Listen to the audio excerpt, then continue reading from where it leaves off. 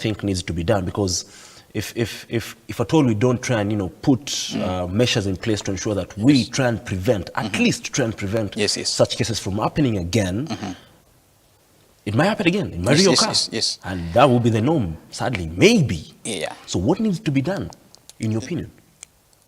There's a lot that needs to be done, but you need to understand this. As long as humanity is in place, as much as everything possible will be done, we are still up for surprises in future.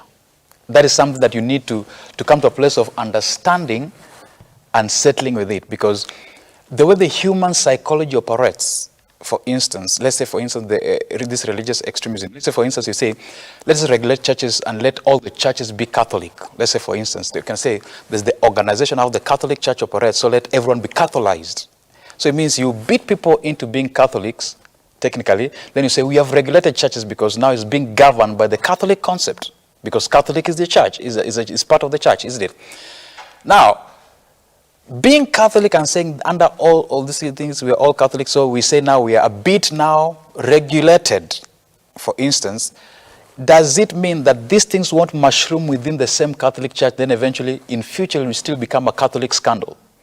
It still stands to be an ideology that will begin to mushroom in every kind of place. So one of the things, let's say for instance, like this Shakahola issue, how did it miss the public eye to that magnitude? Because you see, at the point of being that no case was being reported, question some of the cases that happens is this: how are you in the place, first of all, of fasting?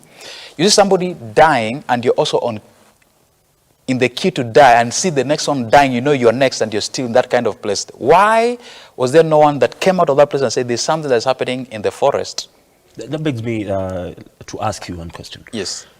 From an expert point of view, yes, an expert in terms of you being an apostle, yes. What does the Bible say in regards to matters of fasting? Because there have been questions, people interpret it differently, but what does the Bible say from your point of view of an apostle? Now, fasting is part of the practice of a spiritual process, but there are a lot of fundamentals. You cannot negate the place of reason in the place of fasting. You can even tell just from the physical strength. You cannot be fasting in a place you're passing out and coming back into consciousness and you're still saying, I'm fasting. Even the body itself will tell you. Then there's this, you ought to understand how to do it, and this is the question. For instance, you're fasting for 2 days, you're saying you're going to meet God. This God who has not appeared on the first day, how are you expecting him to meet him at the 100th day? Because if he has not come in the first day, he won't come at 100 days. It's just basic logic and such. So, and another thing it will be, like if you're in the place of seeking God, there's first of all, the jurisdiction of where, like if for instance you're a man of God, if I'm an apostle, and I want more of God, I will not relegate that to the congregants. I'm supposed to be the one, like now, to go in that place. So that it will be, the question is like, I'm the one that is hungry for God. I want to present God to these people, so I'll be the one going, doing much of that lifting. And it is supposed to be something according to the level that somebody is at. You have to apply wisdom, you have to apply some part of natural understanding of how the body functions, to at least study how the body functions, how to transition the place of fasting, how to come out of the place of fasting. And some places, even sometimes if you say you're going to fast for a particular period of time and then you realize you're becoming weak, it is not sin to break out of that fast, you see. So it is a kind of a brainwashing that sometimes beats logic to really understand technically what is taking place in this Shakahola kind of because people who are fasting to meet Jesus, at least, let's say for instance, if it was a truth, it is God who has said. By the time we see 5 people dying, we need to rethink. I cannot be there.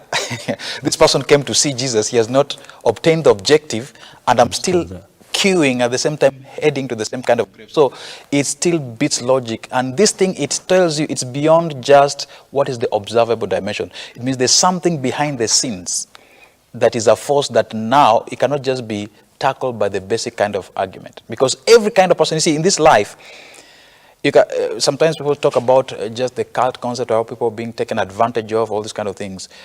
Any person that has grown past primary school, you realize life beats you and you have mastered to some degree to deal with life because you don't trust anyone or everyone and some kind of things. You have at least, you cannot say you're not been living in a society that has really trained you to become a bit sensitive and alert.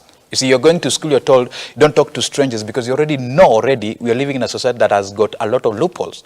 So to come to a place where somebody has, in a place of living in this society and there's have senses to some degree, to be led in that kind of a slaughter, it tells you there's something more that beats just the natural reasoning.